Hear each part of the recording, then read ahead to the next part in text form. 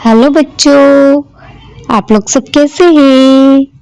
मैं उम्मीद करती हूँ कि आप लोग सब अच्छे हैं। आज मैं लेकर आई हूँ एक और नई कहानी जो एक साधु के बारे में है। वह इस प्रकार है। एक गांव में एक व्यक्ति अकेला रहता था। एक दिन उसको विचार आया कि अकेले पूरी जिंदगी कैसे बीतेगी, किसी अनाथ बच्चे को गोद ले लेना चाहिए। अगले दिन वह सुबह उठा और सीधे एक अनाथालय पहुंच गया। उसने एक 8 साल के बच्चे को चुना और उसको घर ले आया।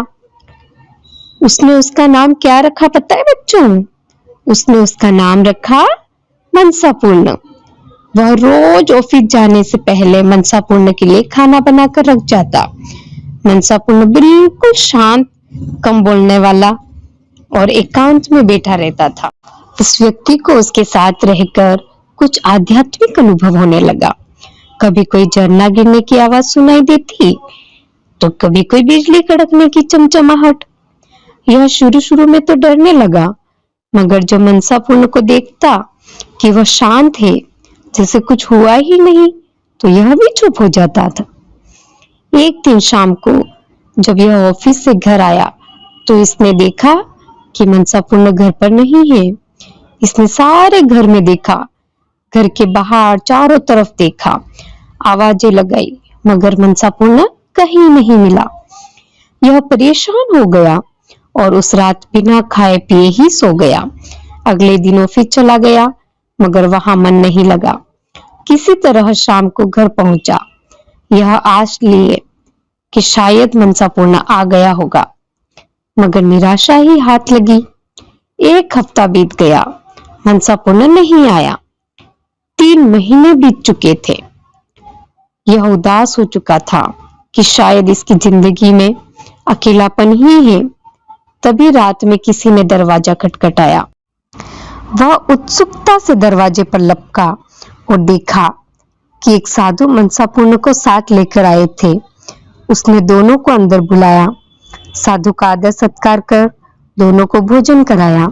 तब साधु ने कहा कि यह जो तुम बच्चा लाए थे, यह एक सिद्ध पुरुष है। जब हमें अंतर्दृष्टि से यह अनुभव हुआ, तब तक आप इनको यहाँ ला चुके थे।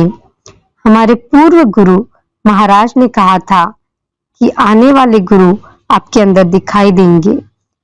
हम उसी इंतजार में थे। जिस दिन हमें रात को अनुभव हुआ कि गुरुदेव वहां अनाथाश्रम में प्रकट हुए हैं, हम वहां गए तो पता लगा कि आप उनको यहाँ ले आए हैं। साधु ने उस व्यक्ति को कहा कि तुम अगर चाहो तो इन्हें गुरु रूप में स्वीकार कर सकते हो। मैं इनको इनके आश्रम दिखाने ले गया था। तुम चाहो तो हमारे साथ चल भी सकते हो। तब उस व्यक्ति को उस बच्चे के साथ बीते कुछ दिन याद आए और वह आवाजें और प्रकाश के झोंके याद आने लगे।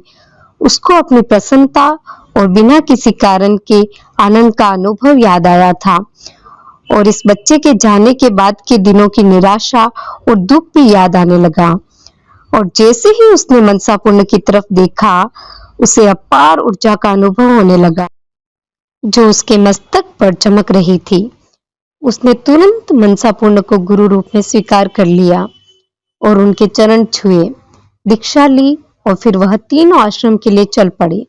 जिंदगी में कब बदलाव आ जाए कोई नहीं जानता। अपनी जिंदगी को साफ सुथरा रखना चाहिए। किसी भी समय आपके ऊपर किसी बुद्ध पुरुष की कृपा हो सकती है और पूरा जीवन बदल जाता है। तो बच्चों, ये कहानी आपको कैसी लगी? मैं उम्मीद करती हूँ कि आपको अच्छी लगी होगी। यदि आपको ये कहानी अच्छी लगी है तो वीडियो को लाइक शेयर कीजिए और चैनल को सब्सक्राइब जरूर कीजिए।